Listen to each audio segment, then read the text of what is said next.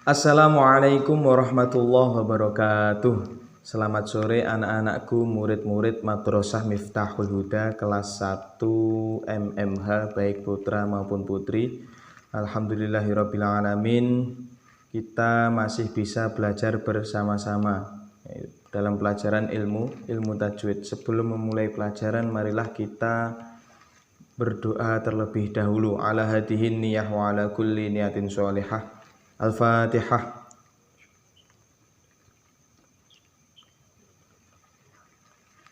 Amin amin amin ya rabbal alamin. Semoga kita dipermudah dalam memahami pelajaran pada sore hari ini.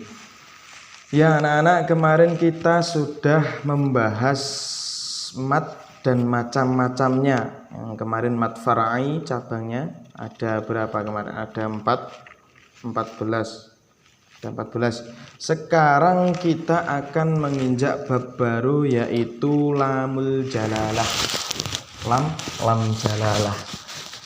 Lam jalalah yaitu lam yang berada dalam kalimat Allah. Lam yang berada dalam kalimat Allah. Hukum lam jalalah ada dua, yaitu taghlid atau tebal dan tarkik atau tipis. Yang pertama kita bahas yaitu taghlid, tebal. Adalah apabila lam jalalah huruf sebelumnya berharokat fathah atau dhammah. Dilingkari fathah atau dhammah. Contoh qul huwallahu ahad, Rasulullah. Sebelum lam jalalah berharokat fathah, sebelum lam jalalah berharokat dhammah, itu dibaca tebal. Yang kedua tarkik atau tipis adalah apabila ada lam jalalah huruf sebelumnya berharokat kasroh.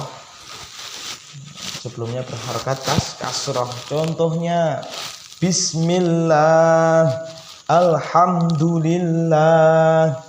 Sebelum lam jalalah berharokat kasroh, sebelum lam jalalah berharokat kasroh.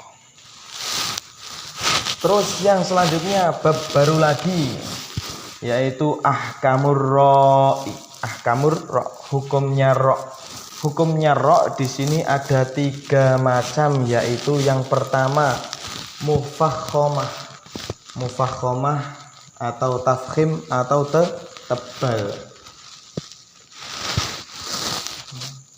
Mufakhomah sendiri ada 7 bagian. Yang pertama yaitu ro, ketika ro berharokat fathah. Contohnya Rabbana birahmatika, ro-nya dibaca tebal. Yang kedua ketika ro berharokat dhammah. Astaghfirullah ghafurun, semuanya dibaca tebal. Yang ketiga ro sukun dan huruf sebelumnya berharokat fathah atau dhammah. Contohnya yarhamu, sebelumnya berharokat fathah. Wanhar, sebelumnya berharokat fathah. Turja'un, sebelumnya berharokat dhammah. Ini dibaca tebal. Yang keempat ro sukun dan huruf sebelumnya berharokat kasroh tidak asli atau jatuh setelah hamzah wasol. Contohnya irji'i, irham. Ini jatuh setelah hamzah wasol atau sukun tidak berharokat kasroh tidak asli. Terus yang kelima ro sukun dan huruf sebelumnya berharokat kasroh. Huruf sebelumnya berharokat kasroh dan sesudahnya berupa huruf isti'la. Huruf isti'la itu apa? Khusso, dhuhtin, qid, yang berharokat fathah. Huruf isti'lanya berharokat fathah. Contohnya miru sodun, ini huruf sod, ini huruf isti'la berharokat fathah. Qiru tosun, huruf isti'la berharokat fathah. Yang keenam ro sukun dan didahului oleh huruf yang berharokat kasroh. Ro sukun didahului oleh huruf yang berharokat kasroh arid. atau kasroh tambahan dan bukan kasroh asli. Contohnya irtabu, kasrohnya tambahan. Ini rutabetum, semuanya dibaca tebal. Yang ketujuh, rok sukun dalam kalimat dan didahului oleh huruf yang berharokat kasroh asli dan sesudahnya menghadapi huruf isti'la yang selain kasroh. Contohnya mirso dan huruf isti'la berharokat fathah selain kasroh. Qirtasun didahului oleh huruf yang berharokat kasroh asli dan setelahnya menghadapi huruf isti'la. Terus yang kedua yaitu murok kokoh atau tarkik atau tipis. Tarkik sendiri dibagi menjadi 5 bagian atau 5 bagian. Yang pertama ketika rok berharokat kasroh. Contohnya rijalun ghairin dibaca tipis. Yang kedua rok sukun dan huruf sebelumnya berupa ya sukun. Qadir contohnya kasir,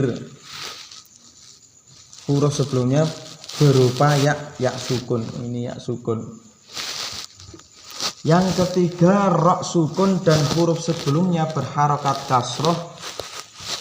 Rok sukun, huruf sebelumnya berharokat kasroh dan sesudahnya bukan isti'la. Isti'la tadi apa? Khusodortin kit naghfir lakum, bukan isti'la kan? Fir'aun bukan isti'la. Ini dibaca apa? Dibaca tipis. Yang keempat rok sukun karena wakof atau sukun arid dan didahului oleh harokat kasroh. Contoh tastaksir dibaca tipis. Tastaksir anta mudzakir. Rok sukun karena wakof dan didahului oleh harokat kasroh. Anta mudzakir tastaksir. Yang kelima rok yang mati karena wakof sebelumnya mati. Rok yang mati karena wakof sebelumnya mati dan huruf sebelumnya lagi berharokat kasroh. Rok yang mati karena wakof ini diwakofkan, sebelumnya hurufnya mati dan sebelumnya berharokat kasroh. Wala bikr al-zikr, wala bikr ini dibaca tarkik. Yang selanjutnya hukum rok yang ketiga yaitu mufakhomah atau murok kokoh atau tafkhim atau tarkik. Berarti di sini boleh dibaca dua-duanya, boleh bisa memilih antara tafkhim ataupun tarkik. Yang pertama rok sukun dan huruf sebelumnya berharokat kasroh. Sebelumnya berharokat kasroh dan sesudahnya berupa huruf isti'la yang tadi sudah kita bahas di depan, yang berharokat kasroh, huruf isti'lanya berharokat kasroh. Contohnya bihirsin boleh tipis bihirsin atau bihirsin, min airdihi atau min airdihi boleh dua wajah. Yang kedua antara kasroh dan rok sukun diselingi dengan huruf isti'la berupa berharokat sukun. Contoh al-qitr misr qitr boleh dibaca dua wajah. Terus yang selanjutnya kita ganti bab lagi ya anak-anak. Bab yang selanjutnya yaitu hukum qiraatu bismillah atau basmalah. Hukumnya membaca basmalah. Hukum membaca basmalah ada 4. Yang pertama wajib ketika apabila membaca basmalah di awal surat Al-Fatihah itu wajib. Yang kedua sunnah apabila membaca basmalah di awal semua surat, di awal semua surat. Yang ketiga, haram apabila membaca basmalah di awal surat At-Taubah. Suratnya bara'atum minallahi wa rasulihi ilal ladzina ahadtum minal musyrikin. Ini hukumnya haram membaca basmalah. Yang keempat, jaiz atau boleh apabila membaca basmalah di tengah-tengah surat At-Taubah. Di tengah-tengah boleh.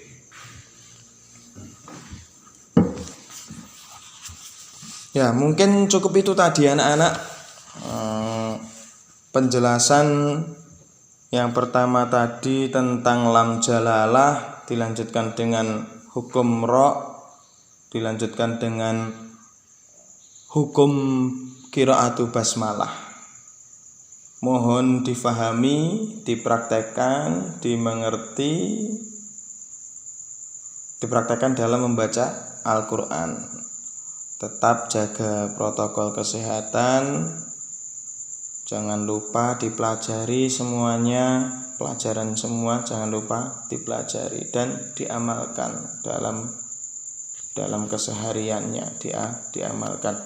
Mungkin cukup itu. Marilah kita akhiri pelajaran pada hari ini dengan bacaan hamdalah alhamdulillahirabbil alamin.